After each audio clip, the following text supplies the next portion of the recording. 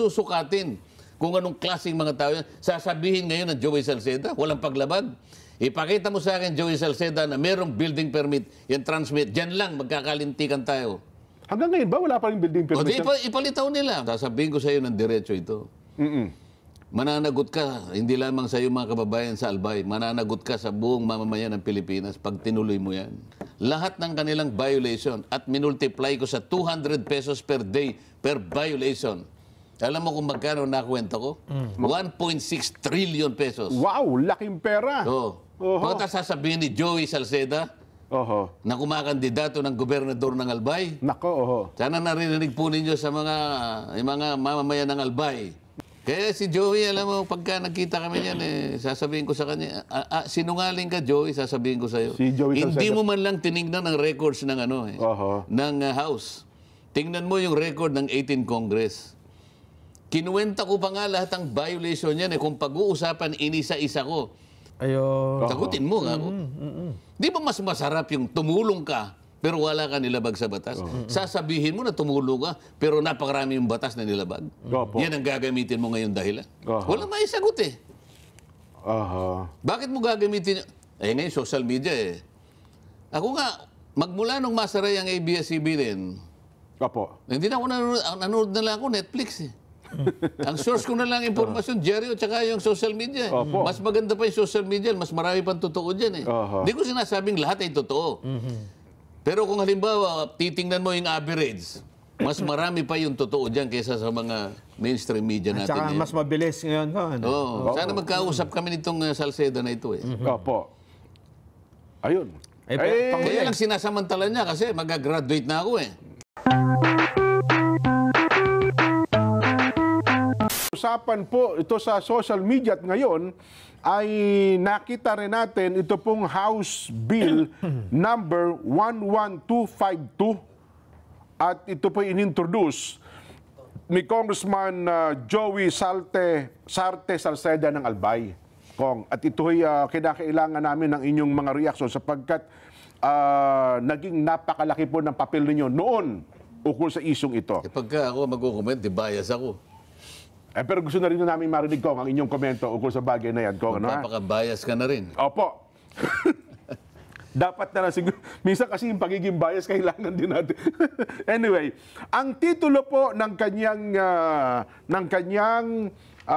bill, Kong, granting the ABS-CBN Corporation, formerly ABS-CBN Broadcasting Corporation, a franchise to construct, install, operate and maintain television and radio broadcasting stations in the Philippines and for other purposes. Kong, yan po, ipinakikita mo ng titulo, basahin mo yung, maano lang naman nata, nakita ko na yan. Maikli lang yung explanatory note niya eh. Isa-isahin natin.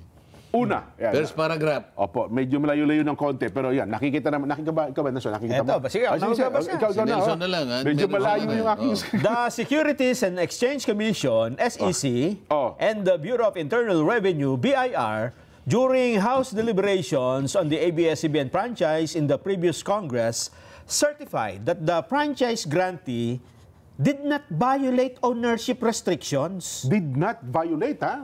And did not have pending tax liabilities. Mali yan. Kasi babanggay niya dapat yung kabuuan ng records ng 18 Congress. Meron ngang nag-appear sa kanila dyan sa Securities and Exchange Commission tsaka yung BIR.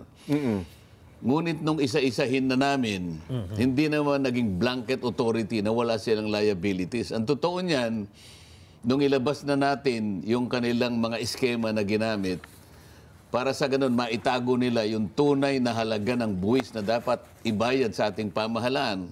Sapagkat gumamit sila ng tax shield eh. Naalala mo yung Big Dipper? Yes po. Na kanilang ginamit. Sa mga EPSA. Para sa ganun ay maitago nila yung karampatang buwis na dapat ibayad nila sa pamahalaan. Hindi naman nila nasagot yun eh. Ang laki nun yung Big Dipper ginamit nila, unang-una ay... niregister pa nila sa PESA eh. Sapagkat sa PESA kasi, yung unang 6 na taon mo, wala kang bayad sa tax. Tax holiday ka. Bali, ang babayaran, pagkatapos ng 6 na taon, ang babayaran mo lang is so much dun sa gross niya. Opo. Parang 6% lang. Oho. Hindi kagaya ng isang normal na korporasyon. Kapag nagbayad ka ng corporate income tax, 30% talaga yan. Sa mga tuwid, sa dami ng unang-una, hindi man sila karapat-dapat na marehistro doon sapagkat hindi naman exporter yung ano na yun eh. Yung Big Dipper na yun. Opo. Maraming komplikasyon ito. At hindi siya nag-export. Ang ginagawa niyang nag-digitalize lamang siya ng content para mapanood sa Netflix at iba pang mga plataforma o platform sa iba't ibang mga kaparaanan. Binigyan din niyo po sa hearingan ko, natatandaan ko yan. Hindi nila nasagot yan. Opo. Sa mga tweet, ginamit nilang parang tax evasion mechanism, strategy. Opo. At kung susumahin mo nga, bilyon ang dapat na ibinayad nila. Napatunayan namin lahat ito. Pagkatapos sinasabi nitong Securities and Exchange Commission na wala namang problema sa sa citizenship. Opo, did not violate ownership restrictions, Kong. Yun daw ang sabi. Bakit? Hindi naman siya nung puntahan namin sa securities, nung ipa-explica namin sa kanila, nung pagtatanungin na namin sila sa yung tinatawag na Philippine Depositary Receipts, napalitaw ko doon na mali, itinago nila talaga. Sabi nila kasi, ang bumoboto ay yung ABS-CBN mother company. Itinago nila yon. Nung sabihin ko sa kanila, alam mo ka ako, yung control, hindi lamang sa pagboto. Miski yung hindi pagboto, control pa rin yan. Walang isip-isip 34 na truck na abogado ang abogado nila ron. Tama po. Ito ay pinag-usapan ito halos isang buwan yata ang pinagtalunan. Pagkatapos sa magitan ng isang maiksing pagpapaliwanag ni Congressman Joey Salceda, sasabihin niya na walang nilabag. Napakababaw na pangangatwiran naman ito. Sana imbitahan mo si Joey Salceda tumupo siya dito sa tabi ko. Ganun po. Para sa ganun ay mapag-usapan nating mabuti. Hindi biro-biro ito. Huwag niya sasabihin na walang paglabag ang ABS-CBN. Yun lamang lupa na kinatatayuan nila ngayon. Naku, isa pa po yan. Hindi nga naungkat na yun sapagkat wala, nagsara na ang Kongres nun eh. Kung may panahon lamang ako nun. Talagang pati yung National Housing Authority, hinahanap ko yung titulo niyan eh. Paano magkakaroon ka ako ng ano yan? Paano makapagtatayo sila ng opisina dyan, ng headquarters? Doon sa main office nila ngayon. Yung lugar na yan ay pag-aari nung tinatawag natin Philippine Housing Corporation, PHHC. Ito yung forerunner ng National Housing Authority. Yan ay subdivision. Ang may-ari niyan, PHHC. Paano ngayon mabibili nila? Ngayon, ang gusto kong itanong sa may-ari ng ABS-CBN, mabuti na lang, sabi ko nga sa'yo, bias na ako eh. Nakikita mo sumusulak na naman ang dugo ko eh. Hindi po ko, pinanood naman kinalkal mo yung masakit sa akin eh. Pagka ganyan talagang makikipagsuntukan ako dyan eh. Tuloy niyo, Kong. Isipin mo hanapin mo yung deed of sale. Ayaw nilang ipakita. Yung bang deed of sale, hindi mo gagamitin pagkatapos para ma-transfer sa'yo ang pangalan mula doon sa naunang may-ari para ma-transfer mo sa sarili mo, hindi mo kakailanganin yung deed of sale. Kailangan yun. O ba tayo nilang ilitaw ang deed of sale? Maliban na ikaw original na may-ari nun ko. Hindi, ang tanong ko, ba't ayaw nilang ilitaw? Dahil merong problema yung deed of sale na yun, kaya ayaw nilang ilitaw. Ngayon pa lang sasabihin ko na. Yung may-ari nun, PHHC. Okay? Gobyerno. Korporasyon yun. Dapat meron silang resolution na binebenta nila sa ABS-CBN doon sa Lopez, yung naunang Lopez. Ang pumirma lang yung presidente. Walang board. Resolution. Invalid yun. Kung questioning ko yun eh. Pinuntahan ko nga yung mga tinatago nila yung mga titulo. Pagka ako pupunta, nagsisipagtago lahat ang mga usap ko eh. Hanggang ngayon. Nako. Pagkatapos sasabihin niya na walang paglabag? Yun daw po sinasabi ng SEC SEC sa magpapatunay ba sa paano yung issue ng yung citizenship ni Gabby Lopez? Amerikano si Gabby Lopez, pinatunayan niya mismo yun. Ang pinangangatwiranan niya lang, Amerikano ako pero Pilipino ako. Paano ka ako naging Pilipino? Sapagkat ang aking ama ay Pilipino. Ang binabanggit niyang doktrina yung jus sanguinis. Yung by blood.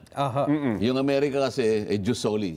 Opo. So napanganak siya sa Amerika, so ang nag-operate na doktrina, Diyos ang gini. Jus Soli. Okay. O kaya American citizen, napanganak sa Boston, 1963. No, 1952 yata. Kasi yung tanda ni Nelson. Boston, Massachusetts. Oh.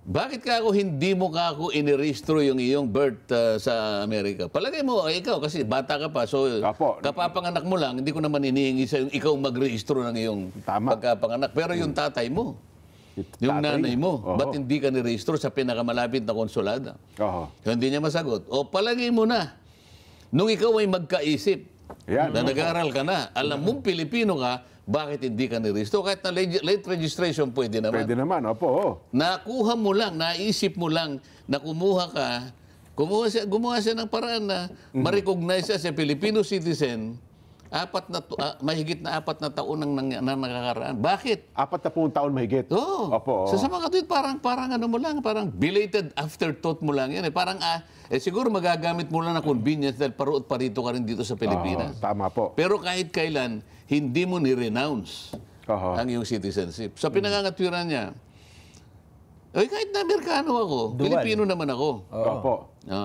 Paano ka nga naging Pilipino? Dahil ang tatay niya ay Pilipino. Ngunit sabi ko, walang naipakita ang tatay mo na nung ikaw ay napanganak. Nung ikaw ay napanganak, kasi ang applicable na Constitution, 1935 Constitution, dapat yung ama mo Pilipino. Okay. Dapat sana nung napanganak ka, pinakita mo na yung tatay mo Pilipino pa rin. Kasi may chance na Amerikano ng tatay niya. Kasi nung nandun siya sa Boston, nag-aaral sa isang military school o university yung tatay niya. Iba tayo mong ipakita. Maraming questionable dito. Ngayon, palagay mo na Pilipino ka. Tatanggapin ko sandali na Pilipino ka. Pero, tanggapin mo rin na Amerikano ka. Kanya.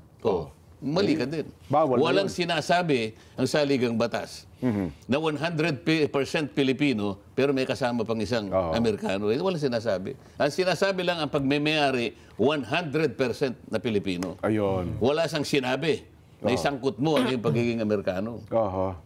Nako. Nakay pa doon, sabi niya, did not have pending tax liabilities doon po sa pinabanggit. Pinagtatanong namin yan. Hindi, kaya lang na po nagawa yun doon po sa isang ganito. Meron lang isang lugar na hiningan ng parang testimony. Hindi blanket authority naman. Kaya nga nung usigin na namin siya doon sa Big Dipper, wala na silang maisagot doon . Wala silang maisagot doon. At to say, second paragraph na. Second paragraph. The non-renewal of the franchise, however, cost some 11,000 direct jobs. 11,000 direct jobs, This representation also argued that the information asymmetries that resulted from the loss of an information source caused thousands of new COVID-19 infections during the critical 2020 period. Parang ang gumawa niyan, hindi siya. Parang ang gumawa, ABS-CBN. Kasi ito po yung stand nila noong time na yun. Sabi nila 11,000 ang kanilang regular employees. Napatunayan namin, hindi 11,000. Kulang-kulang sa 3,000. Bakit kamo? Yung iba were considered project workers, contract workers, mga ganyan. Ayaw nga nilang irregularize . Napatunayan ko pa noon na sa dami ng kanilang tinanggal at dinimanda sila, umabot na sa Korte Suprema hanggang ngayon. Nagkaroon na ng ruling ang Korte Suprema, final and executory, ibinalik na sa NLRC for computation na lang. Hanggang ngayon, tinutulungan ko pa rin yung mga... Hindi pa ata nababayaran po, meron nang nabayaran, pero hanggat maaari, talagang... Pinadadaan sa butas ng karayong... Binabarat lahat. Hanggang sa... Meron nang namatay na claimant . Meron nagkakasakit sa... umabot na ng 15 hanggang 20 taon. Tagal na pala. Yung apela nila na ginawa doon. Yan ba yung network na kung magsasalita kapamilya po namin lahat ito? Hindi totoo yan. Ang magsasabi niyan, yung ngayon na nagsasabi hanggang ngayon, nasa NLRC na pinaglululoko sila ng National Labor Relations Commission. Ilang beses na rin akong nag-appear sa kanila, pinatawag ko sila 3 beses na. Hanggang ngayon, hindi ngayon maiwasto-wasto. Oo nga, iba dyan, mga cameraman pa. Ako, Oo. iba, oo. Yung iba dyan, parehong humahawak ng camera. Nagkataon na ito'y talent daw, yun naman ay regular. Oho. Pero hindi pareho yung sahod. Tama ba? Yung skill niya, kaparehong-pareho ng skill nito. Oho. Ayun. Kaya si Joey, alam mo, pagka nagkita kami niyan, sasabihin ko sa kanya, sinungaling ka, Joey, sasabihin ko sa'yo. Si Joey Hindi Salcedo. mo man lang tinignan ang records ng Oho. ng House. Tingnan mo yung record ng 18 Congress. Kinuwenta ko pa nga lahat ng violation niyan. Kung pag-uusapan, inisa-isa ko. Sapagkat doon sa ating Public Service Act, Opo. ang isang utility na nagkaroon ng paglabag, merong penalty na 200 pesos per day per violation. Ganun na pala, 200 pesos per Kinuwenta day. ko eh. Opo, Halimbawa, ilang taon na ho nakalipas? ito halimbawa lang, isa sa mga violation niya, in-encrypt niya yung mga programa nila. Ibig sabihin, sinusi. Alalahanin ninyo yung kanyang, may oras pa ba tayo? Baka Opo, humaba meron tayo. po. Nakalak po halimbawa yung mga mahaba pa ko. Baka mamaya magalit sa atin ang mga sumubra na tayo. Hindi po. Okay po, tuloy natin yan. In-encrypt nila yung contents nila. Ibig sabihin, Hindi pwedeng panoorin. hindi pwedeng panoorin kapag hindi ka bumili ng black box. Siyempre, tama kayo. Ito yung, alam mo yung black box. Ang black box ay 2,500 pesos per unit. Sabi ko sa kanila, bakit mo ginawa yan? Oho. Yung prangkisa na pinirmahan mo na ginrant sa'yo ng Estado, free to air. Ibig sabihin, mag-broadcast ka libre. Oo. Libre naman kanya. Ba't mo, nilibre mo kasi nagbenta ka ng 2,500. Oho. Bumili ka ng black box sa raw na hindi galing sa kanila, hindi mo papanood kahit may black box ka. Kasi dapat black box ng ABS-CBN. Tama po. So ilang milyon yung inano niya? Ilang milyon yung kanyang ibinenta? 2,500 bawat isa. Ilang milyong pamilya ang binentahan. Inisa-isa ko ng 200 yan. Pagkatapos yung mag-migrate sila from analog to digital. Opo. Sinabi ng NTC sa kanila, okay, bibigyan kayo namin ng 3 months to migrate from analog to digital. Pagkatapos nito, lahat ng equipment na ginamit nyo, pinahiram nila yung Channel 43. No? Opo. Dito nyo gamitin para sa ganun makalipat kayo doon. Pagkatapos ng 3 buwan, lahat ng equipment na yan, i-re-export ninyo. Yun ang usapan eh. Pero 3 buwan Opo. ang testing period. Okay. Oho. Demonstration period ang tawag dyan.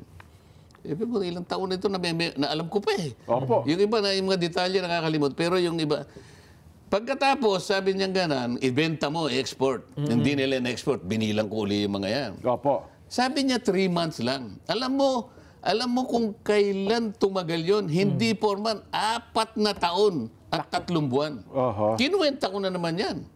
Opo. Ano sabi ng NTC? Kasi sumulat sila.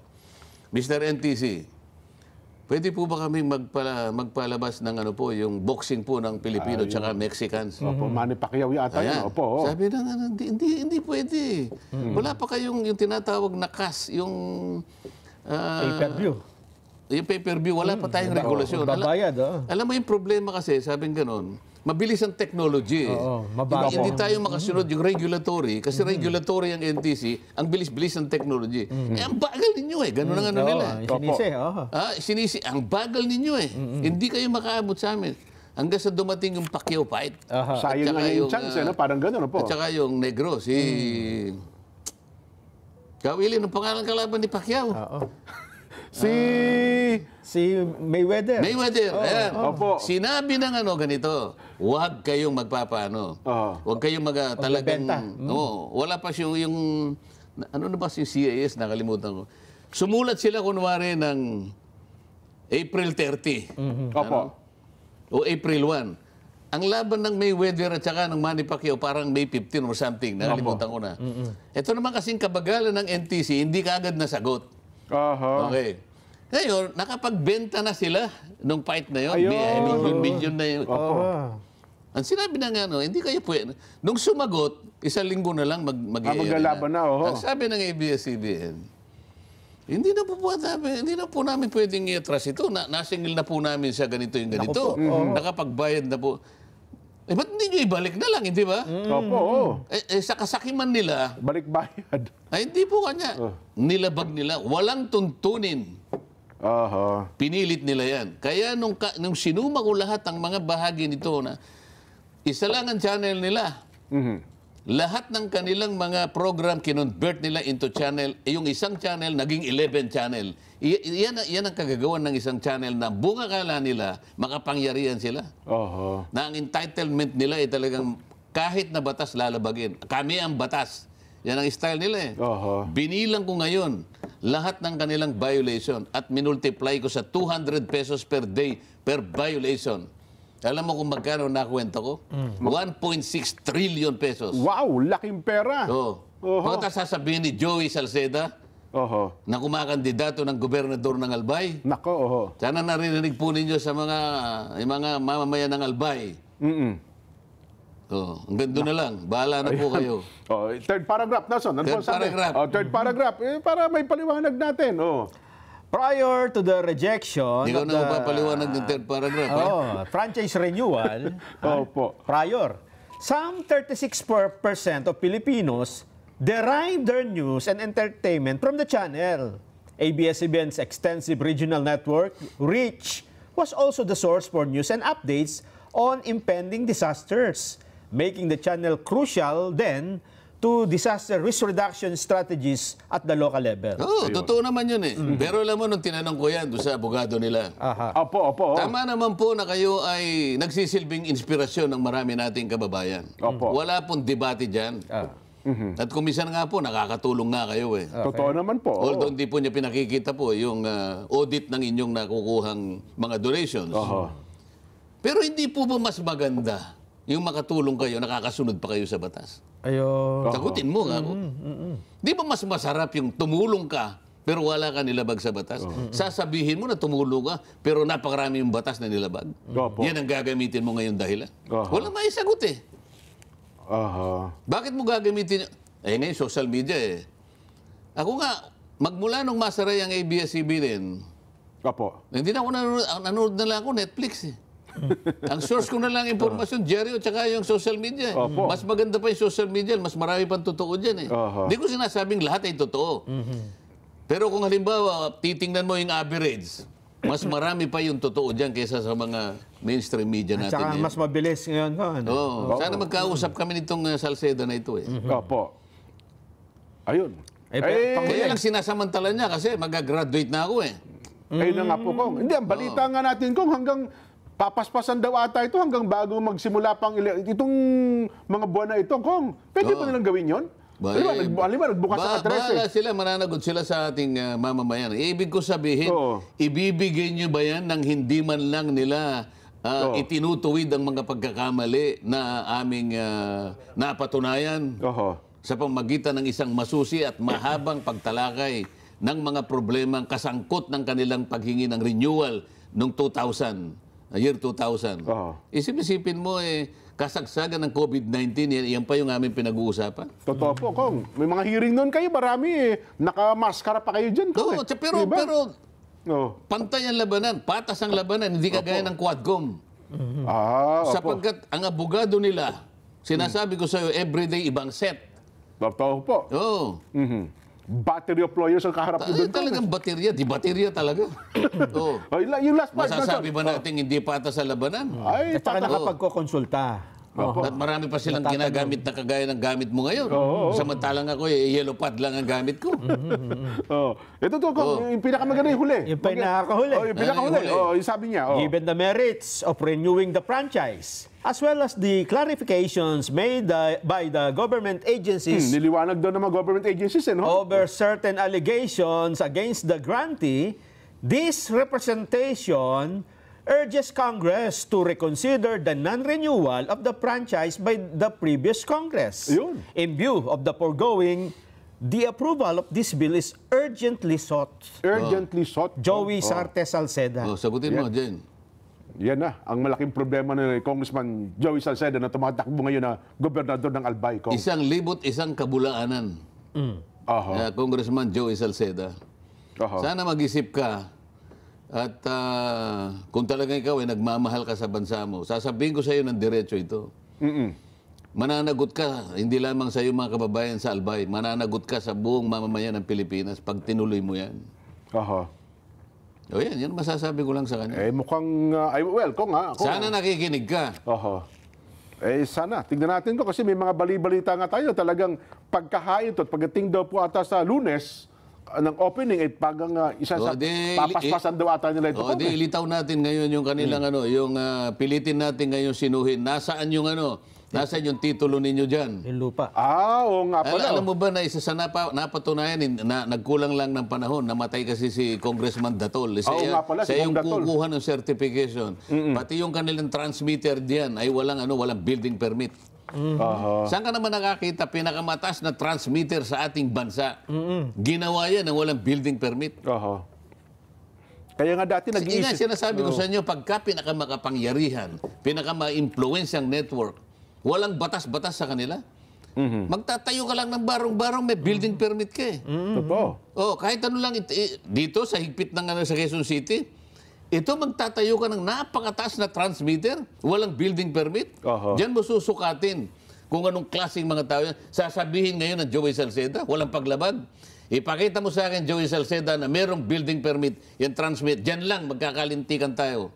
Hanggang ngayon ba wala pa rin building permit? Ipalitaw nila. Maaaring nagkaroon na siguro ngayon, pero nung ginawa yun, yung sinasabi natin. Naalala ko ngayon ko kasi ang guest na doon, si dating Pangulong Erap Dati pa, nung nalaman pinacheck, kaya nga nalaman yan eh. Alam mo na, presidente yan.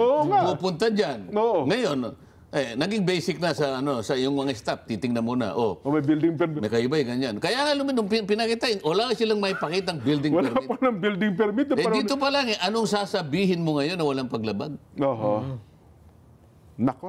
Ibig mo sabihin, isang certification na manggagaling sa Securities and Exchange Commission, sapat na yon? Humarap sa amin ang Securities and Exchange Commission. So, pero pagka ito inihain kong, ano po ito? Pagtatalunan ba ito? Pagtatalunan po ba ito sa plenaryo, sa wala na komite? sila. Kasi sabi ko nga sa iyo,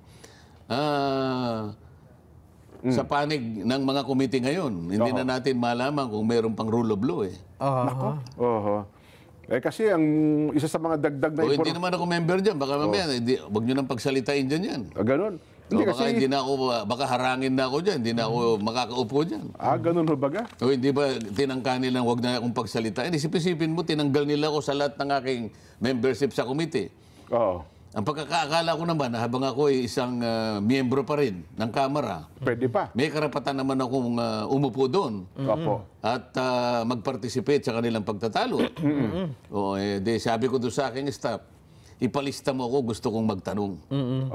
Bumalik sa akin yung staff ko after 3 minutes. Sir, sabi po ng COMSEC, hindi po kayo pwedeng isali doon sa list of interpellators. Bakit daw? Hindi raw po kayo member.